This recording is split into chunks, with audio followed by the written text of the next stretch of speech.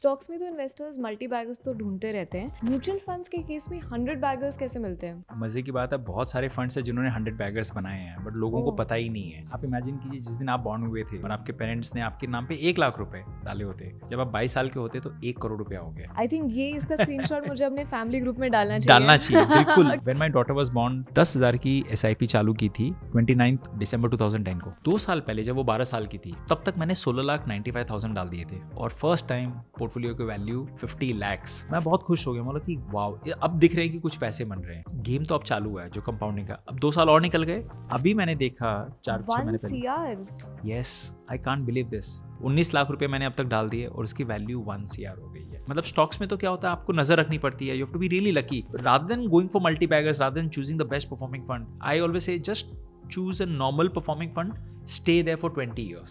That is the strategy to create wealth. बस वहाँ पे टिकना है। टिकना है। और ये सबसे मुश्किल काम है। Lot of people have problem with paying taxes. I have no problem paying taxes. मैं तो चाहता हूँ भगवान मुझे बहुत कमाई करके दे। 100 रुपये बनाऊंगा तो मैंने निर्मला जी को 12.5 दे दूंगा आराम से। पहले बनाने तो दो आप मुझे। तो हर साल एक फाइल में आप 15,000 रुपये बचा रहे हो। अगर आपके घर में ऐसे 5-6 मेंबर हैं तो कितना बचाया आपने? लाख रुपए। एक 2 व्हीलर फ्री आ गया आपका।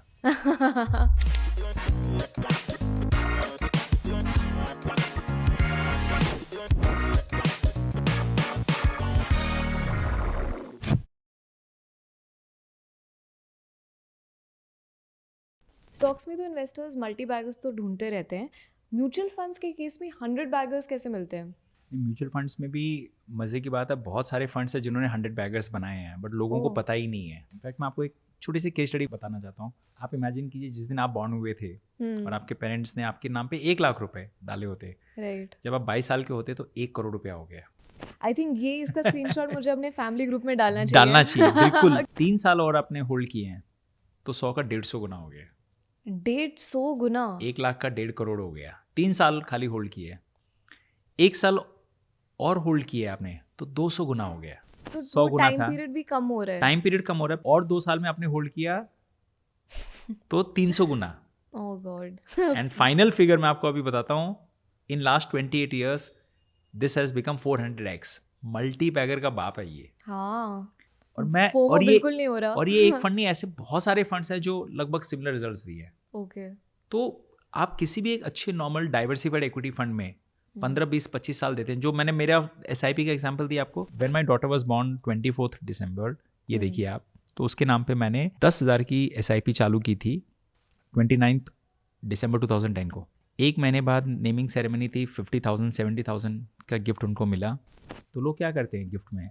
आपके पेरेंट्स ने क्या किया होगा जब आपकी नेमिंग सेरेमनी हुई थी? I mean I am guessing उस वक्त म्यूचुअल फंड का इतना ट्रेंड भी नहीं होगा, तो तो गोल्ड में गोल्ड खरीदते, EFT हाँ, की होगी, correct, राइट? correct। तो मुझे, चूंकि मैं इस इंडस्ट्री में था, मैं बोला मुझे यहाँ नहीं डालना, मुझे इसी में टॉप अप करना है। मैंने 50,000 और 70,000 जो आए थे पैसे उसी दिन उसमें डाल दिए। 10,000 की जो मैं SIP करा था करते गया। एक साल बाद मैंने जब देखा इसका वैल्यू, तो आप देखो यहाँ पे 2.5 लाख रुपए मैंने डाले थे और एक साल बाद 2,30,000 हो गए। भाई अभी आप अपने पेरेंट्स को ले जाके बताओ कि मैंने ये किए हैं, तो पेरेंट्स क्या बोलेंगे? अरे यार, बच्चे के नाम का पैसा बर्बाद तुमने कर क्या कर दिया दिया, है। बर्बाद कर रहे हो तुम, राइट? Yeah. तो मेरे घर में भी ऐसा ही हुआ। मैंने बोला आप क्यों चिंता करते हो, अभी थोड़ी ना उसको पढ़ाने के लिए भेजना, अभी तो 18 साल 20 साल बाद भेजना है। ये तो 1 साल हुआ है। मैंने उनको हौसला बढ़ाया उनका और मैं करते गया। ठीक है। फिर दिवाली आई, दिवाली पे मैंने 21,000 रुपये, धनतेरस के दिन लोग सोना खरीदते हैं, देखो 21/10/2014 मैंने 21,000, दिन अच्छा था, सोने की जगह मैंने इसी फंड में टॉपअप कर दिया। राइट। उसका जन्मदिन आया, उसको 11,000 के एनवेलप मिले, तो मैंने मेरी वाइफ ने मुझे दिया, मैंने उसमें टॉपअप कर दिया। बाकी 10,000 जो जा रहे हैं। 2 साल पहले जब वो 12 साल की थी, तब तक मैंने 16,95,000 डाल दिए थे और फर्स्ट टाइम पोर्टफोलियो की वैल्यू 50 लाख्स ऑलरेडी टच हो गई है जब वो 12 साल की थी तब। अच्छा। मतलब 2 साल पहले 12 साल की थी तो right. 50 lakh first time cross हुआ। मैं बहुत खुश हो गया, मतलब कि वाओ, अब दिख रहे हैं कि कुछ पैसे बन रहे हैं, राइट? बट गेम तो अब चालू है जो कंपाउंडिंग का। अब 2 साल और निकल गए। ये तो 2022 का सितंबर का मैंने आपको बताया।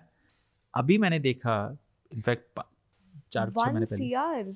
Yes, I can't believe this. और डाले मैंने 2-2.5 लाख और हैं, 10,000 करके 2 साल में। 19 लाख रुपए मैंने अब तक डाल दिए और उसकी वैल्यू 1 CR हो गई है। तो इसको बोलते हैं मल्टी बैगर्स। आप और अभी भी कुछ नहीं हुआ, अभी तो 14 साल हुए हैं। हाँ, शी इज जस्ट 14। तो आप सोचो 18 में 22 में अगर मुझे 25 में निकालने सपोज, या बाहर भेजने के लिए फॉरेन एजुकेशन पोस्ट ग्रेजुएशन 22, 23, 24 साल में, तब ये कहाँ जाके रुकेगी? This is the power of compounding, this is the power of multi bagger in mutual funds. And you don't have to be lucky. मतलब स्टॉक्स में तो क्या होता है, आपको नजर रखनी पड़ती है, you have to be really lucky rather than going for multi baggers, rather than choosing the best performing fund. I always say just choose a normal performing fund, stay there for 20 years. That is the strategy to create wealth. Okay, I guess we have one job, बस वहाँ पे टिकना है। टिकना है।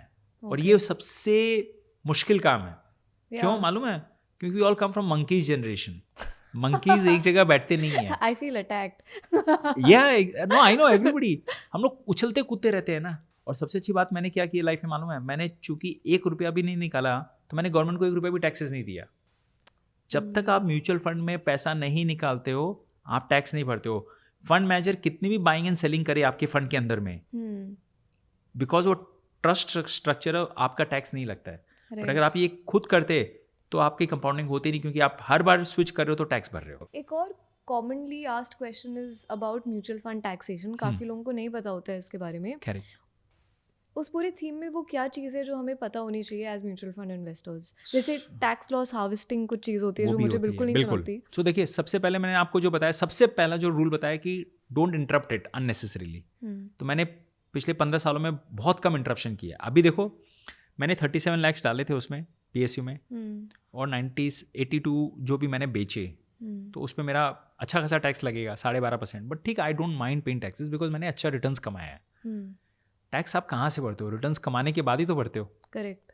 तो lot of people have problem with paying taxes. I have no problem paying taxes. मैं तो चाहता हूँ भगवान मुझे बहुत कमाई करके दे। 100 रुपये बनाऊंगा तो मैंने निर्मला जी को 12.5 दे दूंगा आराम से, खुशी खुशी दे दूंगा। बट पहले बनाने तो दो आप मुझे। That is the advantage of mutual fund की वेरी रेयरली यू पे tax because very rarely you touch your money. तो 1 साल से पहले अगर आप म्यूचुअल फंड में भी निकालते हो ना, तो 20% टैक्स लगते हैं इक्विटी फंड में। राइट। 1 साल के बाद आप निकालते हो तो 12.5 लगते हैं। Short term, long term. Short term because government wants you to think long term.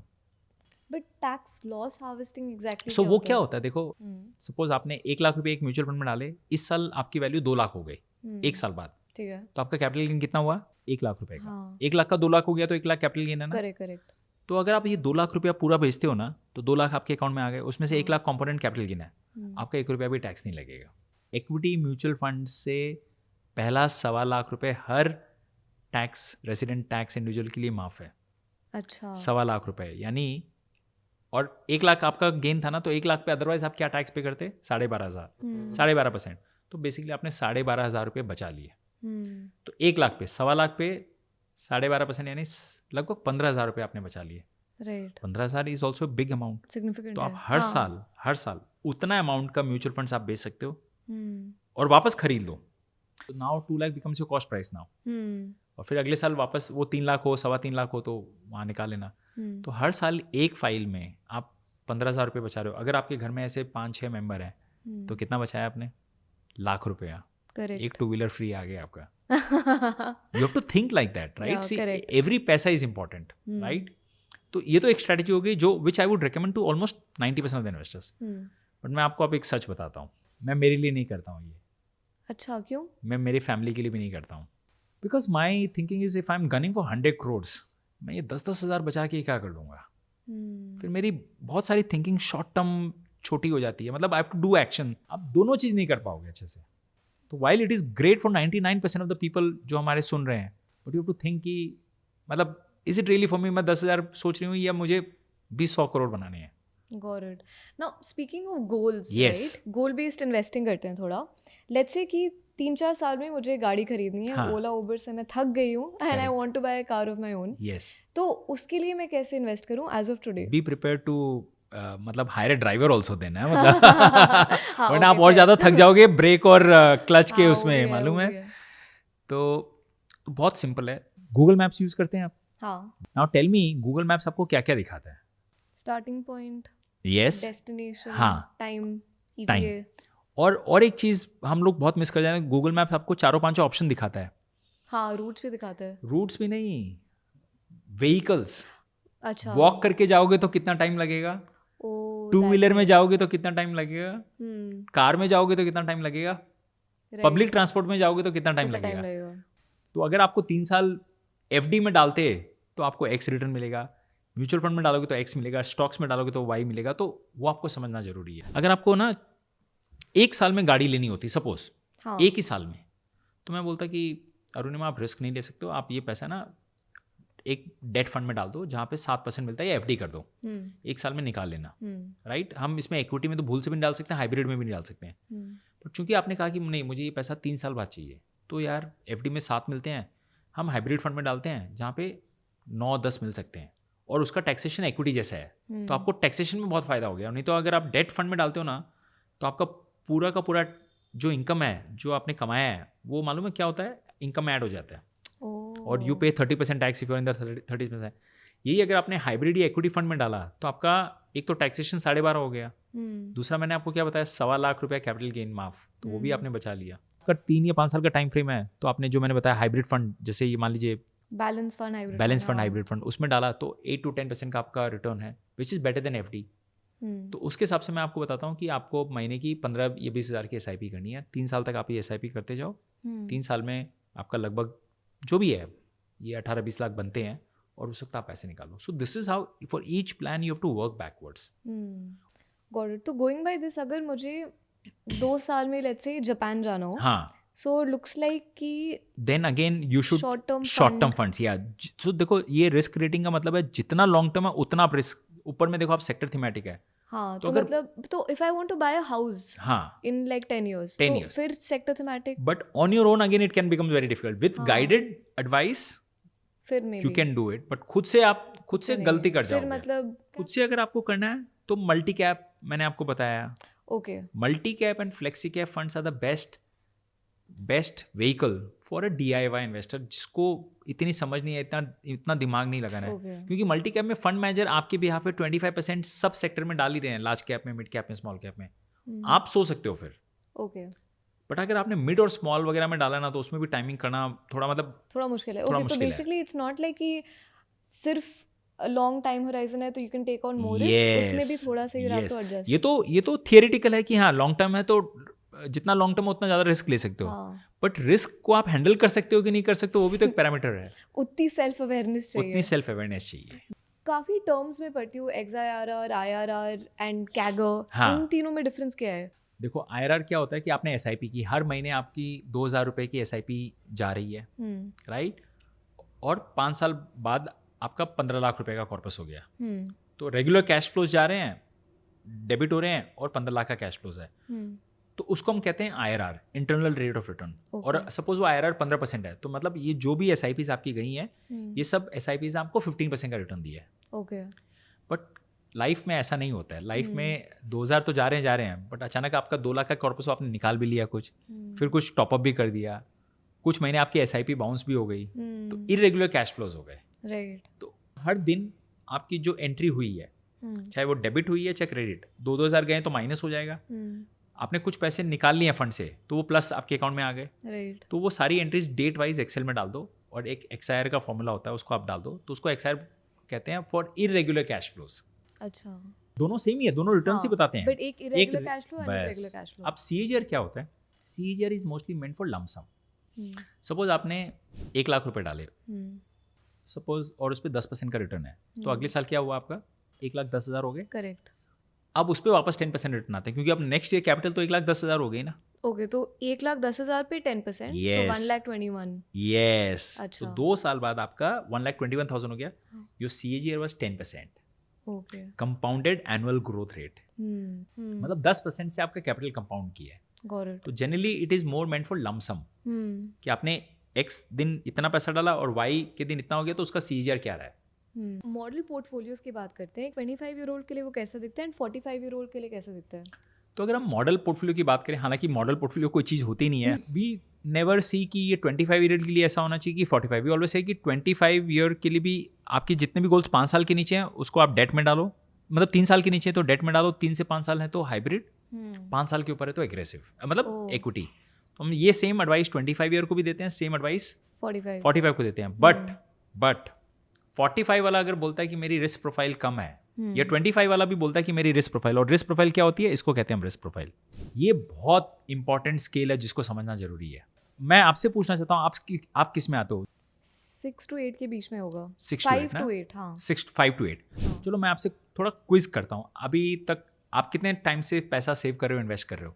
करीब 3-4 साल हो गए। 3-4 साल हो गए। तो चलो सपोज आपके पास 100 रुपये हैं, 100 रुपये का ब्रेकअप दे सकते हो कहाँ है? फंड के नाम नहीं चाहिए, बट कैटेगरी अगर आप बता सकते हो। लाइक फ्लेक्सी कैप में ही है। Okay, mostly flexi cap, multi cap, हाँ।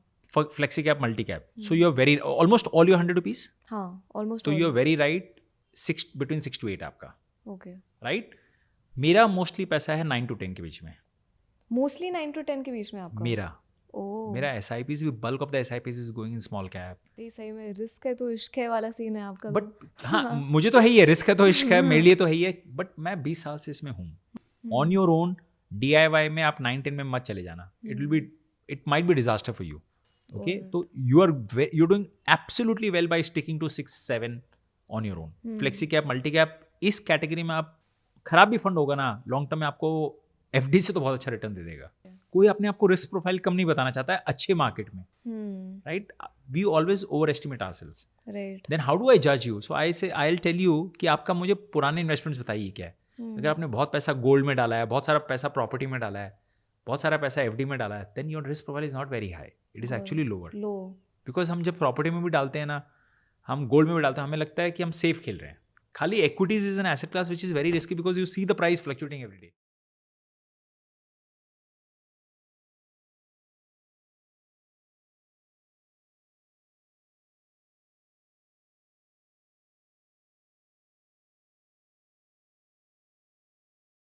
Investment in securities market are subject to market risks. Read all the related documents carefully before investing. Please read the risk disclosure documents carefully before investing in equity shares, derivatives, mutual fund, and or other instruments traded on the stock exchanges.